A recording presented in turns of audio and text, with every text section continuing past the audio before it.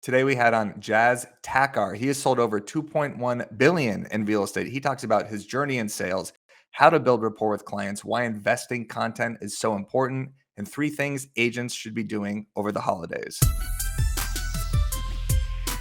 Broke Agent presents Over Ask Podcast. Jas, how are you, my friend? I'm amazing, man.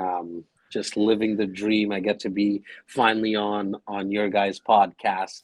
But big kudos to you guys, man, because I started a podcast about 3 years ago, and now it's so nice to see so many more people getting into this space, seeing other people's uniqueness, their creativity, and just the positive energy that you guys bring, man. And so I know how tough it is. I know how tough it is to book guests and then obviously put yourselves out there. And it's the virus that I like, man, which is positivity. And you guys are doing an amazing job just putting that out there and like specifically for our industry. And we need more of that. So big kudos to you guys. And I'm really humbled to be on the podcast today. Thank you. Positivity, Matt. I've never heard that one coming from the Broke Agent account. I don't know if you've seen what type of stuff we're posting on there, but there's definitely positivity coming from BAM, but most of it is daily struggles, pain, and suffering. Yeah, I get it, but it makes people laugh, and that's what we need, and especially in our industry. Like I've been doing this for now, coming up to 18 years, and there's a lot of ups and downs, but it's refreshing to have like this new wave of creativity that's coming into the space. And so I'm excited, man. I'm really pumped to see where you guys are headed. Isn't that crazy, Eric? 18 years. He looks younger than both of us. Yeah, I know. Seriously, I'm aging literally 3 years every year.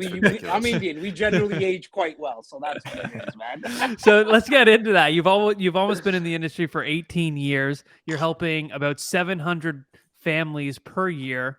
Your team of about 50, is that correct? 54 agents. And then we have, I'm going to say about now we're at 7 support staff, which includes kind of our leadership team, a VP that we have, as well as a director of team operations. And so in total, there's about 5960 of us now. 5960, and you've done a total of 2.1 billion in real estate transactions. Damn. Yeah, man. Yeah, that's like, those are it's really a testament to our team, right? I myself am still a practitioner. I'm still in the business. I'm going to say, and this is not to impress people. It's really to impress upon where the data is going to be coming from based on where we take this conversation today. But out of that 700, I probably help about 200 families, and I'm blessed to be able to do that now, sitting from the office in a hoodie or a t-shirt, and not leaving the office. So I'm definitely not a traditional real estate agent, but my 54 agents, big kudos to those guys, because they're really out there doing the door knocking, cold calling, and have their feet to the ground. So 18 years in the industry, but I was reading your profile and watched a couple of videos on you, and it says that you've been doing sales since the age of 12, before I was even bar mitzvahed, before I knew what sales were. This is when I was playing catch with my dad. So why don't you break down your sales journey a little bit for us? I know you started kind of on a newspaper route, and now obviously selling $1 billion worth of real estate, or whatever the number was. Break down your journey. Hey, I appreciate you taking me back there, man. For me, it actually probably started more, and I might need to update it, the bio. But for me, it really started probably around 6 and 7, man. Like just put my hand up, like for real, guys. Like I was the first kid to put up his hand to help with the book sale, selling the Christmas ornaments. And like I mentioned, I'm East Indian, man. Like we don't really celebrate Christmas, but now looking back, it was like, I just wanted to get out of class. I just wanted to get out. I didn't learn in that kind of formal setting, but at 12, to your point, brother, that's kind of like the first time that I got paid. Like no exaggeration, I thought I was going to be selling newspapers my whole life, because at 12, I got paid for something that I like to do. And so I was like, what the heck? Like, this is awesome. Like, I'm going to keep doing this. Obviously, I got a little bit older and I started selling shoes at a store called Sporting Life, which taught me so much about the importance of actually like really liking your product, because they spend a lot of time training. Like, until this day, I know what a sprinter or marathon runner, what type of shoes they should be wearing, depending on if they pronate and how their feet bend, like all that stuff. The importance of actually liking your product, I think, is what has made me an effective salesperson. And then I worked at the bank, learned telephone skills, because I was like a telephone banking specialist for about 3 years, and just picking up on the importance of being polite on the phone, smiling on the phone.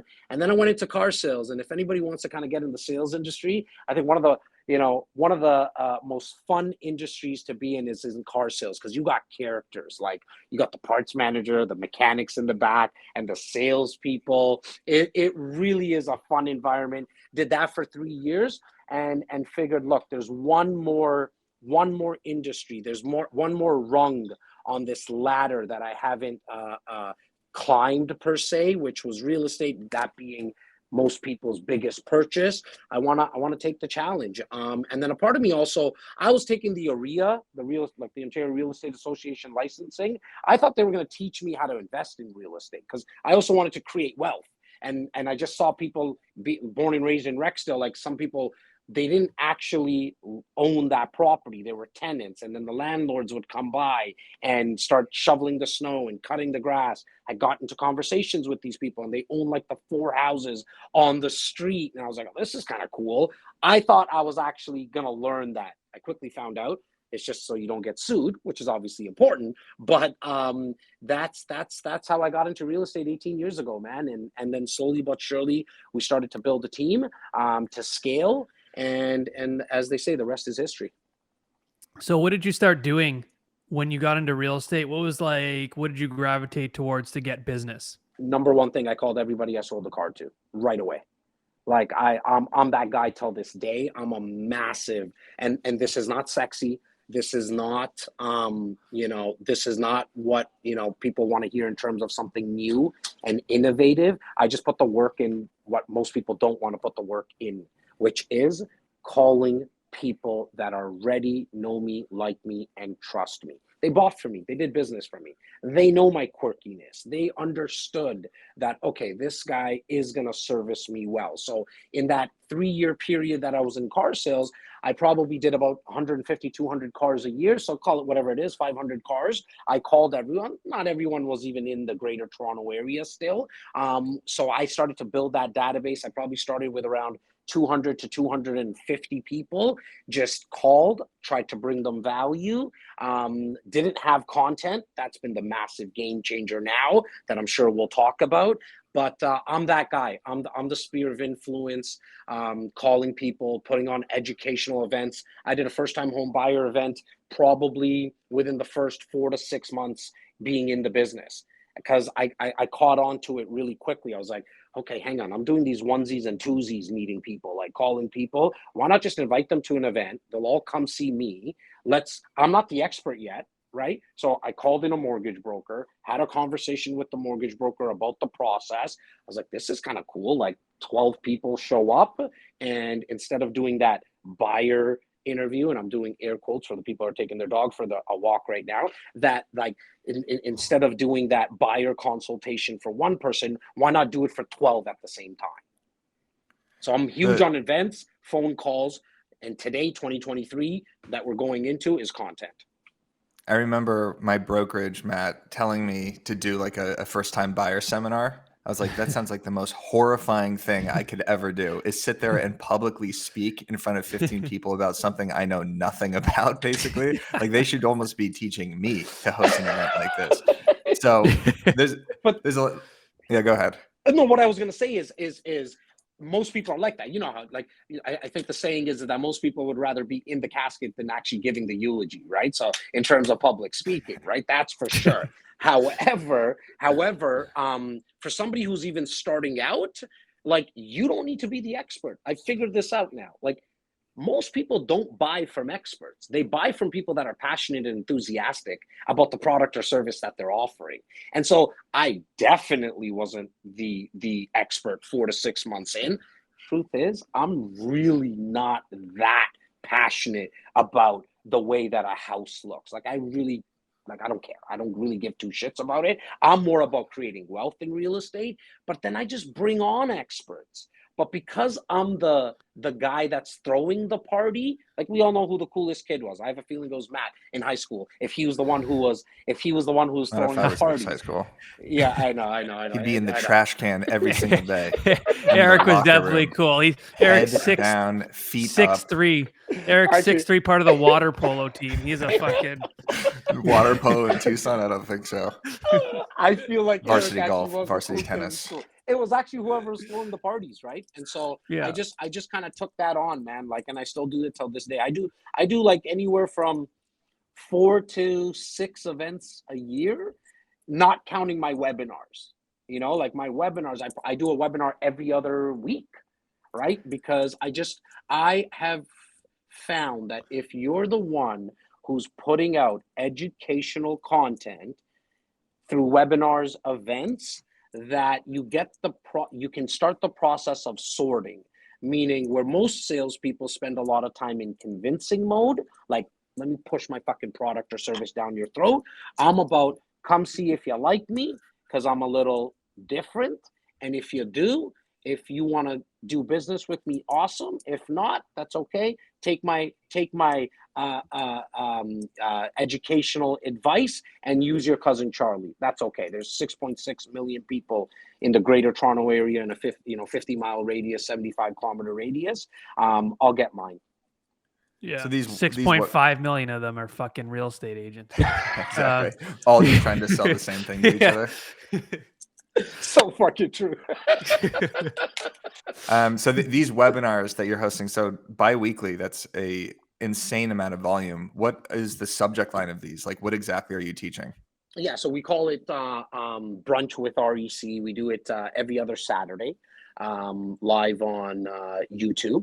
And the webinar started because of lockdown. So whatever it was, like I think March 14th of 2020, we always been doing in-person events, couldn't do them anymore. We went to webinar status, and for the first, man, I'm gonna say the first like maybe 8-9 months was just myself and my business partner shooting the shit about what's going on in the market, stats. We brought in, actually probably wasn't 8 or 9 months. It was probably for the first 3 months. It was just him and I shooting the shit. Then we started to bring on industry experts. We brought in the mortgage brokers. We brought on our broker. We brought on Tim Hudak, who's president of the Ontario Real Estate Association, but he's pushing affordability in Ontario, in our province. So we just brought on industry experts, Eric. Just anyone that we thought had something to say about what was happening in the market. We never really sold anything.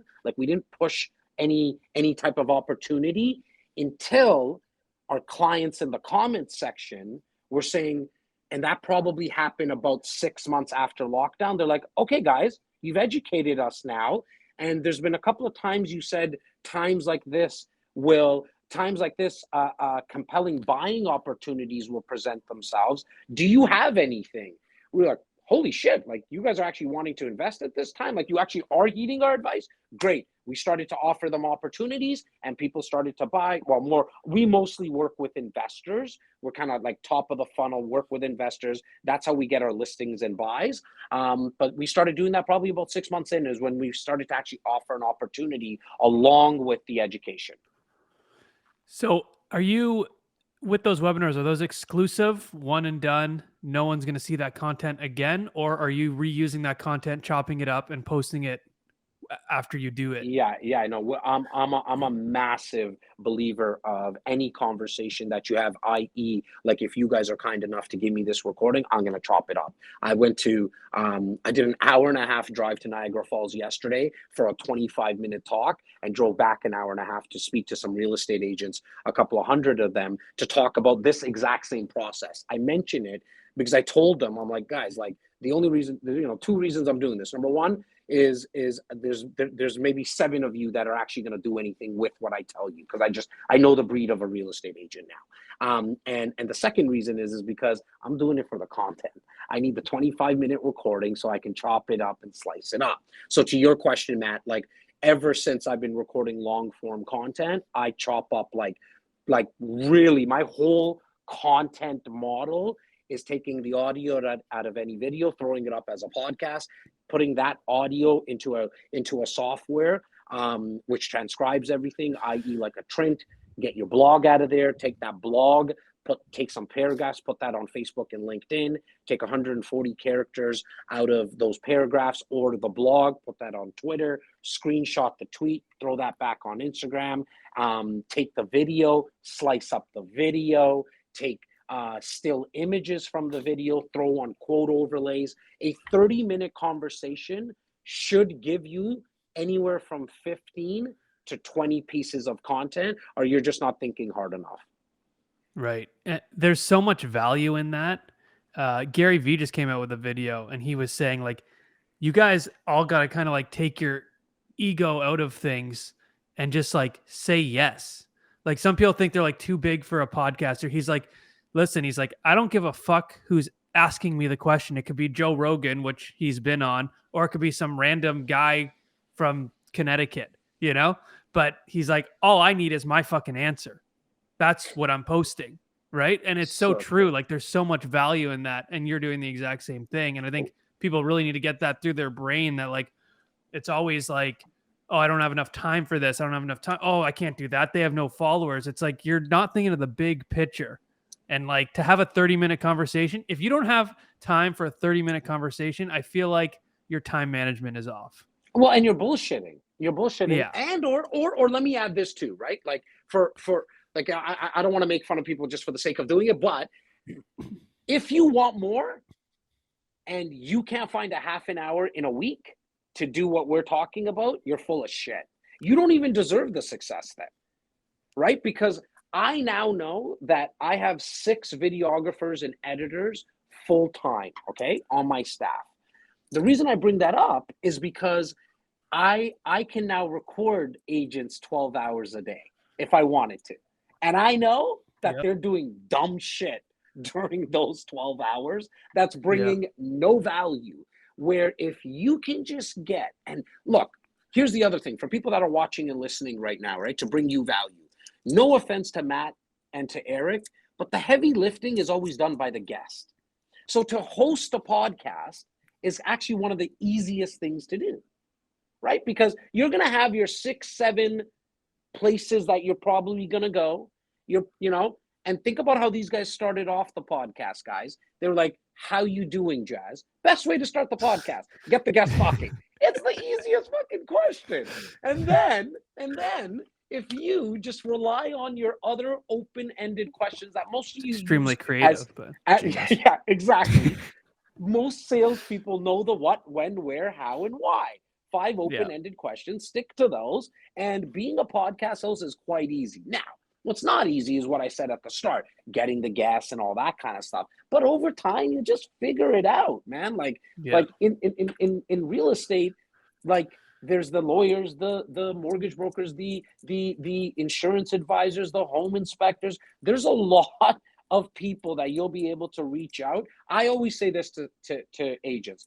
Just figure out 24 topics and or guests, because the 24 is every other week, okay, that you're going to be able to do this, and you'll have enough content to go out every single day. Every other week, a 30-minute conversation will get you your 15 pieces of content. You do that twice a month, that's 30 pieces. You got your month's content. If you don't have time for that, I mean, you don't want to have time for it. Like I see even like Eric, we're in different time zones. Like Eric's done podcasts for Over Us at 6 a.m. his time. Because, you know, sometimes you have to do that. I'm a warrior. I'm a content warship. I'm a machine that never stops. He never sleeps. Yeah, I never sleep. I swear he doesn't sleep anymore. Since BAM started, I don't think he sleeps. I don't know if he's actually dead or alive anymore. Hey guys, honestly, like I know your listeners. Dead. I know your listeners probably know more about BAM, but I don't. Can you give me like a little 2-second thing on BAM? What is it? Yeah, what do you guys it's do? Broke Agent Media. And it's basically the brand started as the Broke Agent, which is a real estate humor page and account on Facebook, Twitter, Instagram, and now it's a full-fledged media company, blogs. We have 5 shows, and basically our goal is to become the biggest media company in real estate. Fuck yeah. BrokeAgentMedia.com. Everybody should go check Love it it. out. So Love it. yeah, it's blowing up right now. Almost 20,000 followers on Instagram already. We get more engagement than Inman and Housing Wire and all these media companies that have been around for years. And we're basically trying to become the Barstool Sports of real estate, where we Yeah. disseminate information via video and clips. Love it. Love it. Yep. Congratulations, guys. That's awesome. Again, for somebody who's been in the industry as long as I have, like we needed something new like this and fresh. So good job. Thank you. Thank you. I'm going to get a little bit more into the sales aspect of things. Do you think a realtor can still be a good agent if they're not good at sales? Look, I think the answer to your question is yes.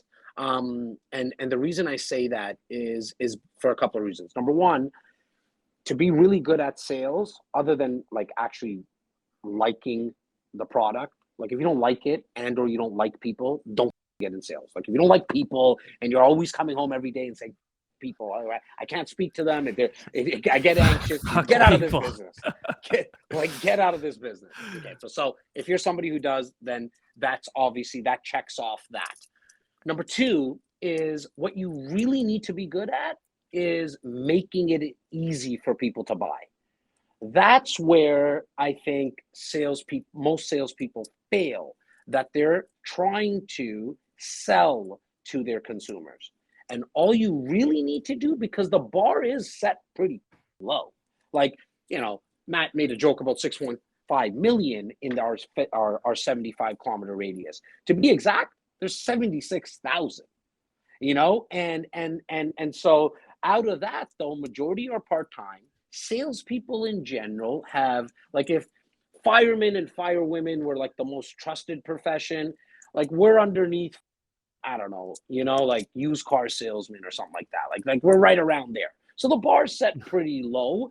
As long as you make it easy, meaning give away the education, you're not the only real estate agent that knows how to sell a home for top dollar.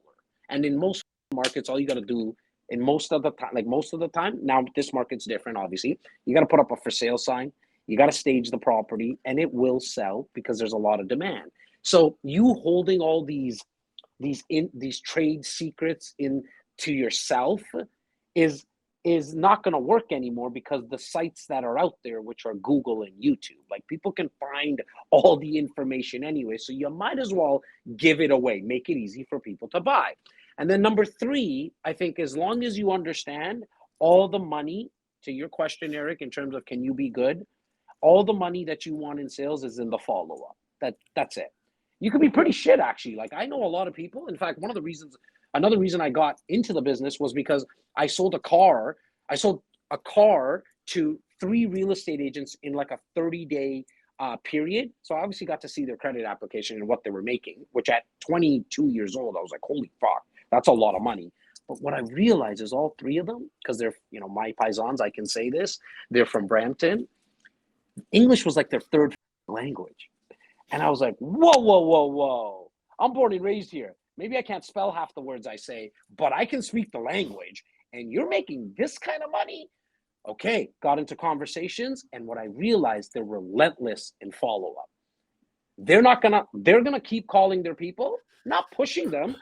Like, and that's what, as an agent now in 2023, like you don't need to be pushy, but if you follow up and just check in on people, you will make money in this business. So look, even if you're not good in sales, like if you didn't grow up in sales, if you don't have the good looks and the charisma that I do, I was wondering how that was going to land with you two. Okay, it did land. Like you don't need all that. You do need the ability to follow up, though. That's for sure. Yeah, I totally agree, because I think a lot of people have the wrong perception of real estate sales, because it's not that, like, a lot of it is not that much selling. For example, when I'm going out with buyers, I am not selling them anything. I'm trying to have them make the right choice for their family. I'm not trying to sell them on a house that they don't want. When you get a listing, okay, you're marketing it, you're trying to sell it. You need to know your shit. You need to, get the best price for your seller. That's in that situation, that is what you're trying to do. But for buyers, you're not selling. The main thing you're selling is yourself when you're trying to get clients, and that's where the follow-up comes in. So I think people just kind of, they see, oh, real estate salesperson, they think, oh, I'm good at sales, I can get into it. Well, it's not just being good at sales. Matt, what kind of things stand the test of time? Beats me, Eric. Well, I got a list for you right here. Twinkies, J-Lo, Ben Affleck, diamonds, the Right. Beatles. Never Well, heard you of could them. add your real estate success to that list when you partner with BoomTown, the #1 user rated real estate CRM in the game. BoomTown was built to drive sustainable long-term success, Eric, no matter Yeah. the market. So if you're ready to put your best foot forward and build a real estate business that can stand the test of time, visit BoomTown, ROI.com/overask. Plus, see how you can score $750 in free digital advertising now. Now that's BoomTown, ROI.com/overask. Yeah, It's a lot more than that. you know what? And some of them watch like the shows on HGTV and Bravo and stuff like that, and they're like, oh, okay, this is, because I get the question a lot from my team and just agents in general, like, how do you show a house? Like, I'm like, what? I don't know, man. Just open the fucking door and tell them to walk in. You're not living in this house. Like, and they're like, but what about the kitchen? I'm like, what are you gonna tell somebody this is a kitchen and a bathroom?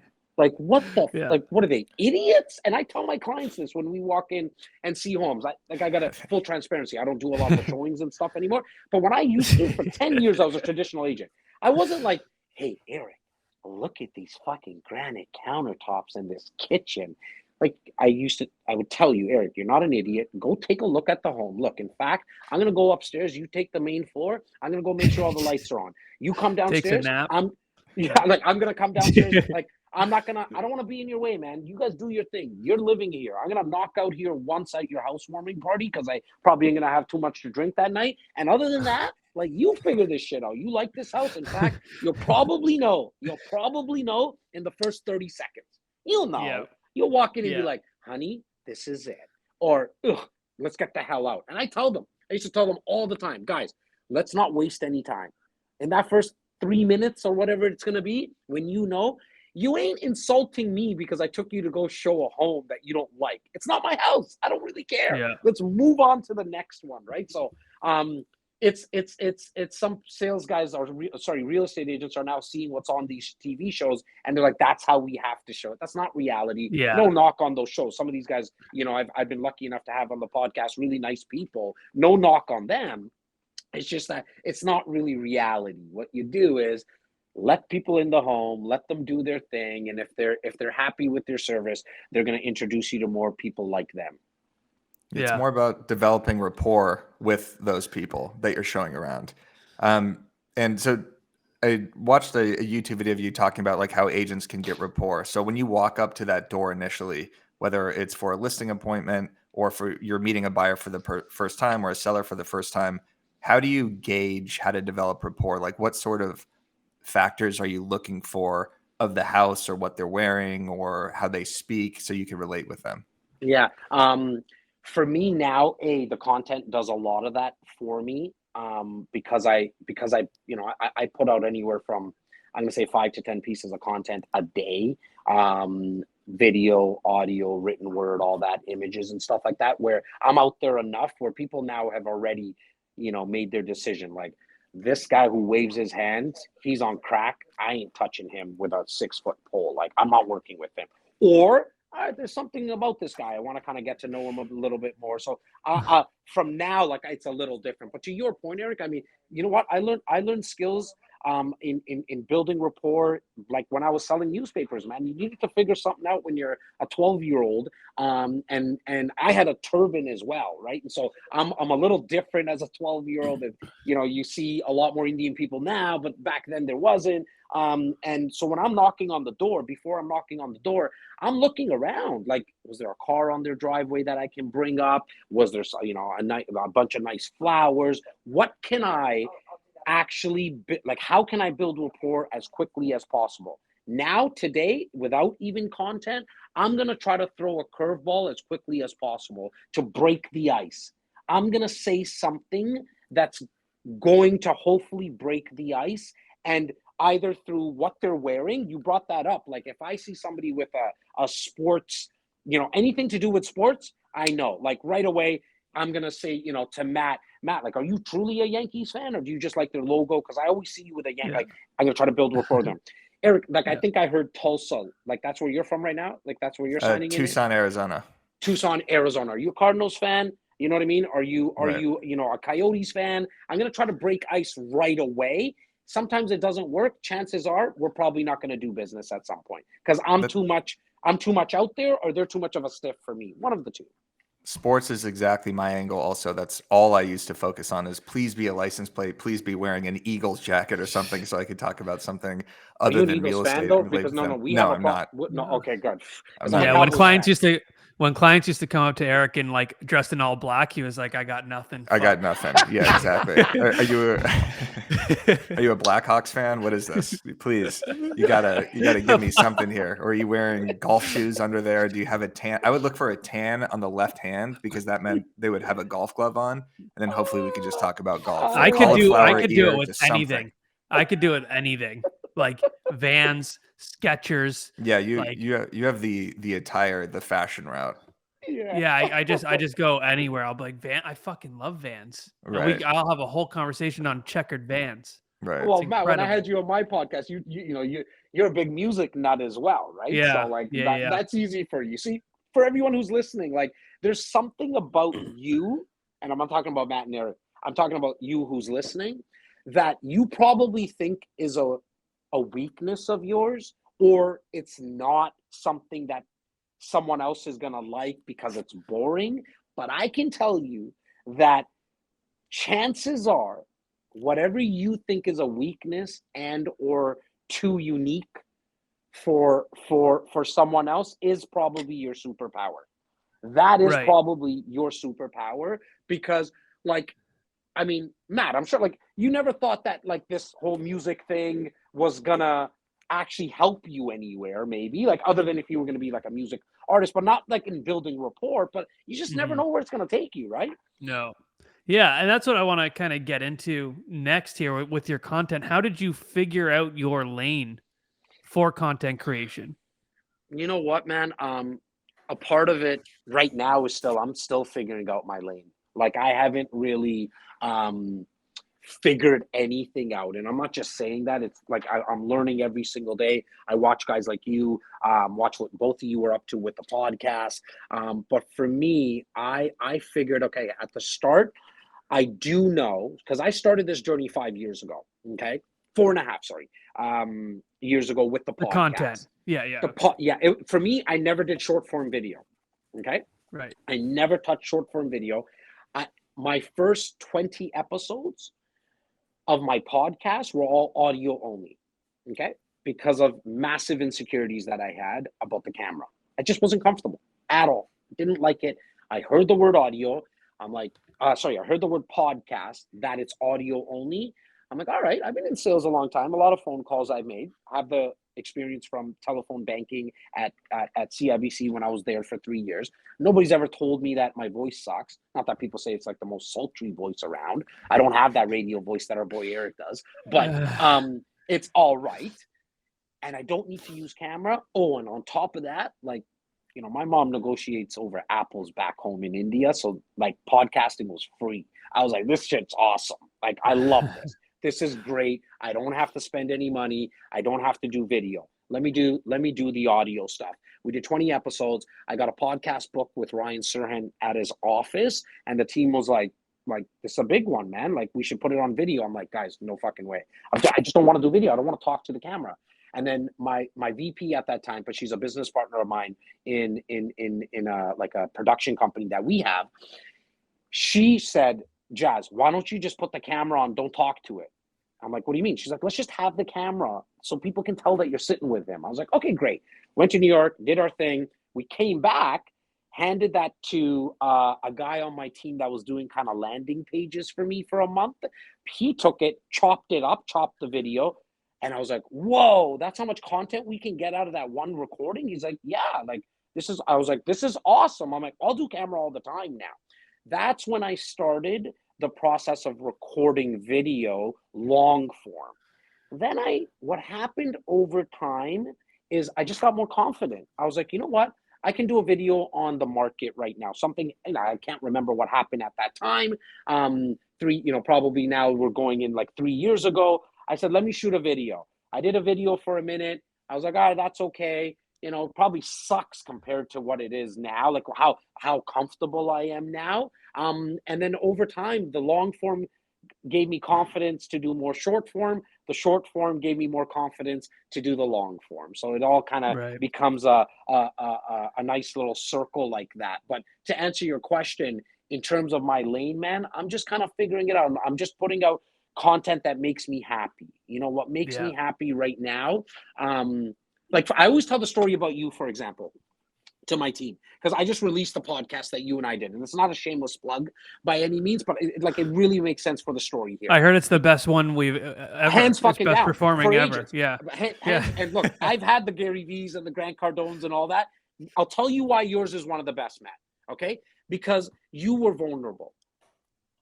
You told your story.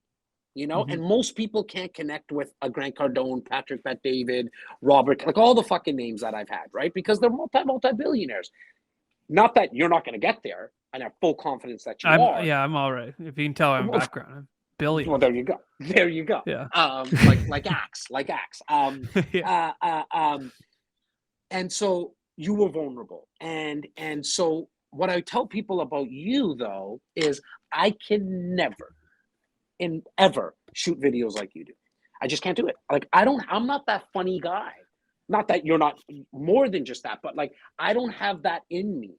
So what I decided to do was go all in who I am, which is you get me talking about sales and creating wealth in real estate through investing, you are going to get so much energy out of me that I'm going to turn people off too. I get that. People are going to look at me and say, no way. Just like you, Yeah. Matt, people are going to be like, he's not a real estate agent. He's just a guy who does funny videos, right? But we've come to learn now that really the objective in marketing and content, in my opinion anyways, is that you attract the right people and you repel the wrong ones, right? And so that's kind of my lane, I guess, which is I'm going to come with a lot of energy. I'm going to come with a lot of passion. I'm able to do that because I only talk about things that I know, hence why my team would never get me to do a video like you, because it will come off like acting.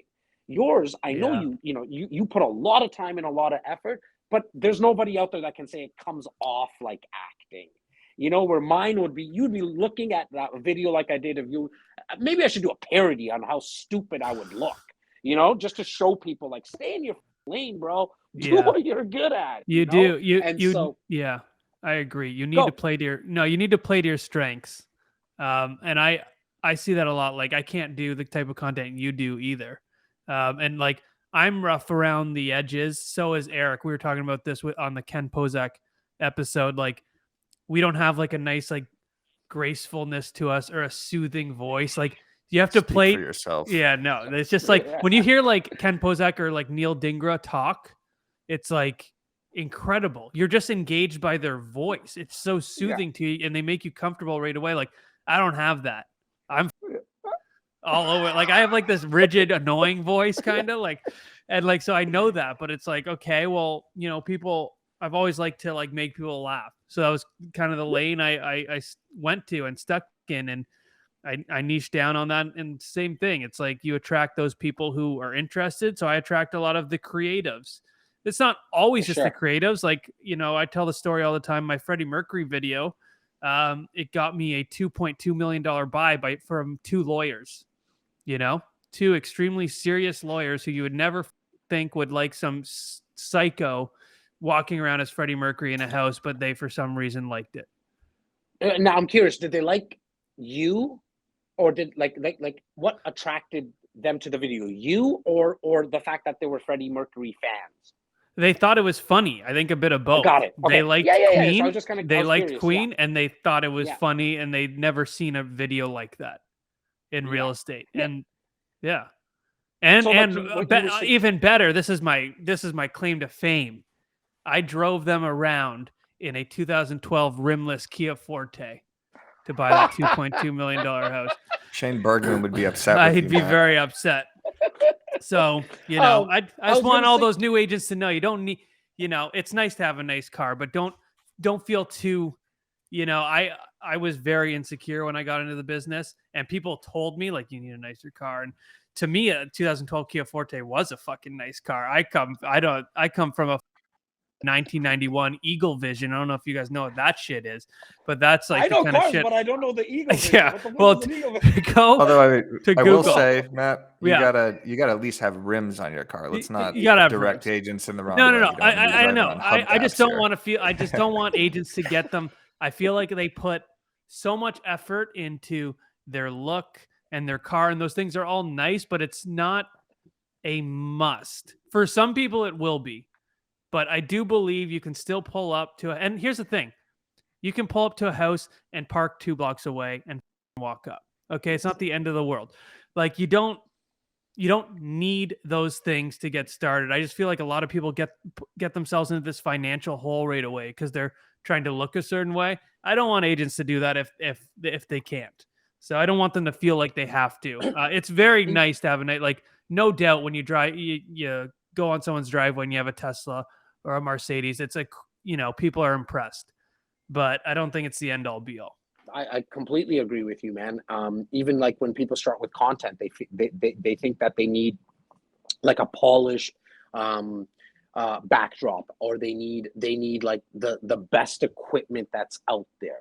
This whole content creation journey that I'm on right now started with a $75 mic, and I didn't make any changes to that until about probably a year in, if not like 13, 14 months, when I realized I was like, okay, there's something here. Let's step it up a little bit. Like, okay, I'll step it up now. Like $75 mics started all this, and I stayed consistent with it because I knew what was more important, which was like, let's just keep doing the content. Like, who cares about the nice mics and all that? Like the first 3 episodes, people were like, dude, it sounds like you're in a washroom. Like, it doesn't sound that good. I was like, okay, that's okay. Like, I didn't hear that from 7 people. I heard that from 52 people. I was like, okay, now like I get It's it. time to change. Let's just have a little bit of a change, right? It wasn't the mic though. It was just that I was in a boardroom with no, like, it was just high ceilings and that kind of stuff. So I figured it out along the way, right? And people always ask, man, like, how do I get the confidence? It's the experience that breeds the confidence. And so you have to get started. Like, you got to take that leap of faith, get started with content. You don't need, in fact, don't even try to insult someone like a Matt where you're trying to be him, because he's putting the reps in. You know what I mean? And so I think you just need to have the patience and the faith that it's going to work out. Yeah, the quality is something that we started off kind of in dark rooms, and now I finally have a lighter background. But people do notice the quality. I agree at the beginning that isn't something that should really worry you if you're just trying to put stuff out. But the mic, which I need to upgrade my mic, of course, like all this stuff eventually does matter if you've been doing it for a couple of years, because it's about your brand also. It's about like if you're trying to exude a luxury presence, like Shane Bergman, who we just had on this podcast, all of his video quality and everything is super high def, great sound, perfect editing. Like, that does come with practice. I agree, you got to start somewhere, but the evolution of that is extremely important. And I wanted to touch on. Go ahead. I was going to really quickly say it, because I think people are going to miss a very important part of what you just said. You said all about the equipment and the brand and all that, but you also said when you're doing it for a little bit. You know, that's where people kind of forget that, because they'll clip you and saying that you need to have a brand and all this stuff set up, but then they'll forget that little part that you said, which was at least that you said a couple of years. I'm saying at least a year of actually putting out and putting in the work, then go step it up and get yourself a studio. Like, you know, I'm 4 years in, as I mentioned, into podcasting. I just now, like about a year ago, no, not even a year ago, it's probably 6 months ago, I have a whole new studio. I rented out a 1-bedroom condo, turned it into a studio. It's badass. I appreciate that, brother. I appreciate that. But that wasn't until 3.5 years into it. So just a great point that I wanted to make sure that people got. I also always think, like, if people are listening to this podcast for the first time, which, is probably 10, 15% every time someone watches it on YouTube or Spotify, the quality has to be good, especially now, because if they hear it and it does sound like we're underwater, or, there's some glitches, technological glitches or something like that, that's their first experience with it. And then they're going to be like, well, I'm not going to listen to Over Ask again, because Right. when I heard it, the mic was upside down Yeah. or something like that, Yeah. or Eric Yeah. was in his But- bathroom the entire time. For So- sure, that's for sure it. But it's such an interesting point because of where we came from. Like, if you watch my first comedy video was literally my wife Nikki filming it on my iPhone with no lights or mics or anything like that. So it is a weird dynamic, because you do need to get started. And I was the same as so many people are now. Like, it was always, oh, well, I'm gonna wait to do this video until I get the better camera, or I'm going to wait till I get my hair cut. I'm going to wait until, and then it goes on and on. You're always waiting for something. You get the camera, you go, oh, I'm going to wait until I get the better mic. It's really, once I get the better mic, it's really going to take off. And you just keep waiting. You never do anything. And then when you do actually do the idea that you set out to do 3 months ago, you're not enthusiastic about it anymore, because you've been thinking about it for 3 months. When I have an idea, I try and hit it as fast as I can, because that's when you're the most hyped about it. 100%. I think, and that's why I tell people, like, I mean, your videos are different, right? Like, in terms of they're a little bit longer form and all that. In terms of what I do and what I kind of tell a lot more agents to do, because I just think what you're up to is completely different. Like, you're going into that Seinfeld fucking range, like, where you're gonna, you have a lot of shit that you can. I'm not trying to compare you to Jerry Seinfeld, but you know what I mean. Like, people are gonna lose their mind. Their mind. But what I think is gonna, like, what I think agents should be doing is doing a video a day. I'm not talking about a 6-minute video, like 1 minute, get it out there. Because the more that you get it out there, the more comfortable you're gonna get. You're also gonna find out what's working and what's not working, right? So what should they do though? What should they do? Well, literally, I would put, like, go on selfie mode. Okay, couple of things. Number one, what I would do is any question through email, phone call, or a DM that you get in real estate, answer the question to that client. But then there's your topic for the day. When you brush your teeth, and hopefully people do it, for 3 minutes as it's recommended in the mornings, or 2 to 3 minutes, whatever it is, that's the time. That is the time that you think of what video you're going to shoot that day.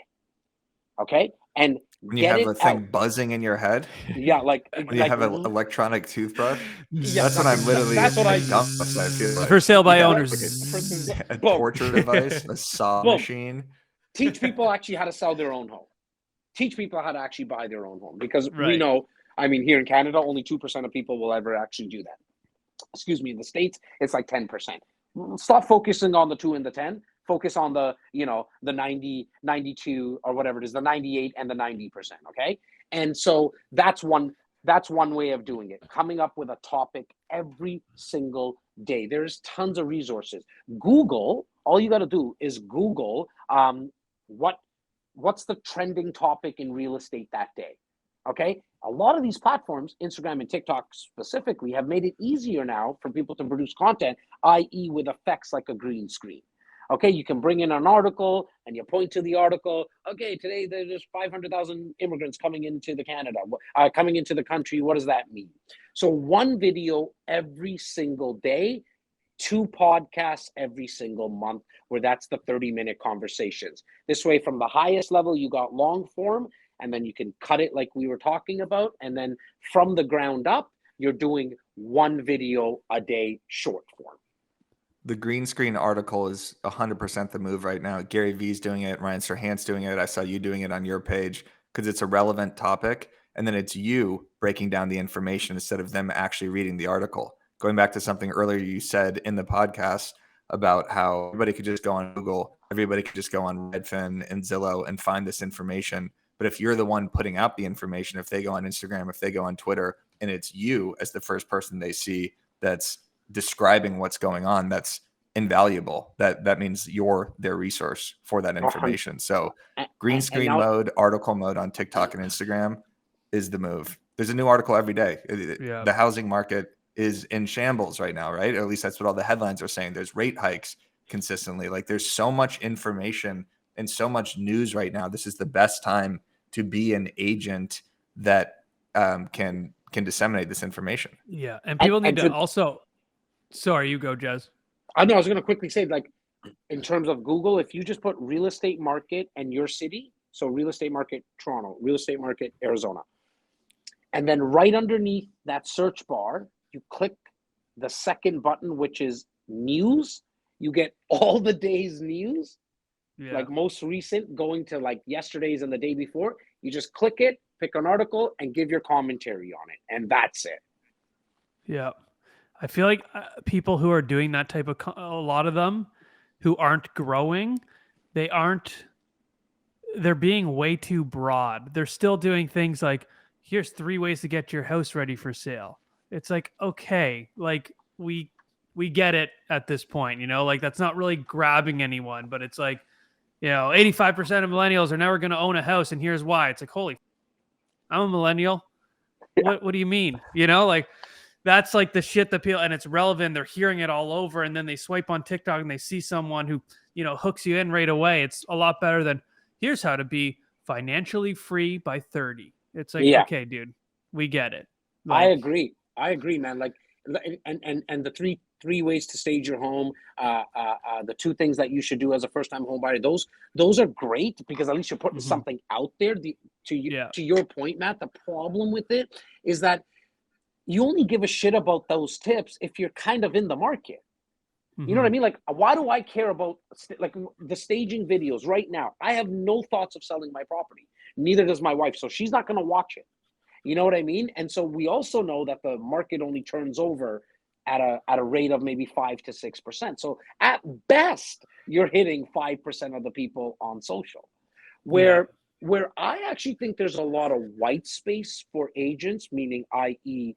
opportunity, is actually becoming more of an investor savvy advisor, because there is one thing that most people are interested in, which is getting out of the rat race, right? Meaning, like, what are ways that you can create wealth in real estate? Like, what type of investment properties? What type of investment strategies, right? And so I know this is a little different than, what we were speaking about in terms of content, a little bit of a tangent.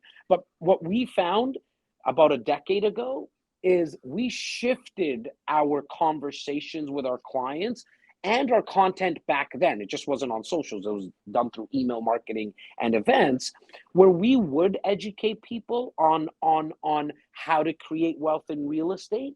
They started to look at us more like an advisor and not a real estate agent, almost like when you go to the bank and you have like an advisor there, right?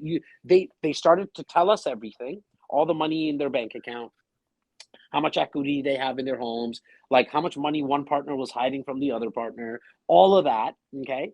And they also would tell us about their niece needing her first condo, or their brother-in-law who wanted to sell their home. So you started to get the peripheral business as well. And then the best thing from our perspective working with investors is that they're multi-transactional. They're not in that 5% turnover. They're not, selling their properties every 5 to 6 years, right? What's actually happening is that when they get hooked on that crack, they want that property they want something like that every single year, minimum. Some of them, they want to do it multiple times in a year. Like, hey, give me another property, get me another income property, get me another income property. So there's a lot of white space for real estate agents in working with investors. There's just not enough of them out there. There's not enough investor savvy agents. Sorry, Eric. That content perspective is brilliant, because all these other things, like Matt said, the home staging tips, or why now is a good time to buy, why now is a good time to sell, comes across as commission breath, right? It's the agent that is just trying to get clients to buy or sell and make them feel comfortable about buying or selling. But when you flip it and you're like, here's how you could actually make money, then it's like, okay, you're providing value and you're showing them, oh, I can make money. It's not this person that's just trying to get me over that hump to actually do a transaction with this specific person. So Yeah. the investing side, especially now in a down market, is a great content bucket Or that even agents better, should start telling them, implementing. I was going to say, or even better, telling them never to sell it. So Right. like what we tell all of our clients is, yeah, look, man, we have a vested interest in you actually selling, but don't sell your property. Let me find you a way to refinance it. If you have the stomach for it, and then we go down that kind of path where you don't need to. But to your point, Eric, like in terms of why now is a good time to buy? Why now you should sell? Post that video on TikTok and see how ruthless people are there and what they like. You know what I mean? Like people will I tell get you, it. Yeah. Yeah. I get why they're doing it. They're trying to come across as professional. Yes. Like they know their thing, but they're not taking any risk. And they're just being so broad. So, because they think everyone's going to like this, they're going to see that I'm professional. But what's really happening is they're coming across, like Eric said, as salesy and almost a little clumsy and uncreative. Like that's 100%. kind of what they're coming across as, and they're thinking it's another thing. Where if you just really, here's a way to do this, like create wealth with real estate. It's specific. You're going to niche down that audience who wants to create wealth with real estate, who's interested in that topic. When you say something broader, like here's how to be financially free by 30, it's like, okay, right away, I think you're just like full of shit. A course is coming immediately. A course is coming. And also like you're a real estate agent. Like don't be my financial advisor. Yeah. You need to earn their trust. And then, like you said, Jas, you can be their advisor or they can see you as an advisor, but like you have to earn their trust first. People are so quick to sell and just like, I don't know. There's so much content out there I'm happy people are doing it, but they got to take a little more chance and like just be a little more creative with it because it's not doing anything, as bad as that sounds. Like they're doing it. And it feels like what I was doing when I just got into the business. I was going through the motions of the business. I was door knocking. I was cold calling, but I didn't want anyone to answer the phone or answer the door. You know what I mean? I was doing it so 100%. people would get off my back. They're doing content because people are all telling them to do content, but they're not really trying to telling them to do content. Yeah, we're all telling them. And I'm happy they've bit the bullet. That's awesome. But now it's time to like go to the next gear. 2.0 version of themselves, right? I totally agree with you. It's funny with what you just said about like, when you were door knocking, because it's so true, right? Like where, I mean, I have salespeople who make even fake a phone call, right? Just when they're getting started. Scary. Right? So I get it. It is scary. I totally get that too. And it's even like, like $1 million real estate agent or the one thing, like Fine Books by Gary Keller. Are they the greatest thing I've ever read in my life? No, but most real estate agents have to say that. They post about it like it's the greatest, like it's Harry Potter, like it's okay to, the one thing, I didn't love it. It's okay to say that. People like, it's like there's certain books and certain courses that you have to like in real estate. Yeah. Isn't that weird? So true. Yeah, 100%. Agents just love tricking themselves into thinking that they're actually doing something. Exactly. Like my entire first 2 years in real estate was like, at least I drove to this house and dropped off an expired listing package, and I could trick myself into thinking, oh, I scoured the MLS for 15 minutes. I walked around the office. Like you're just basically trying to fill up time. For sure, because then you can tell people that you actually did the work.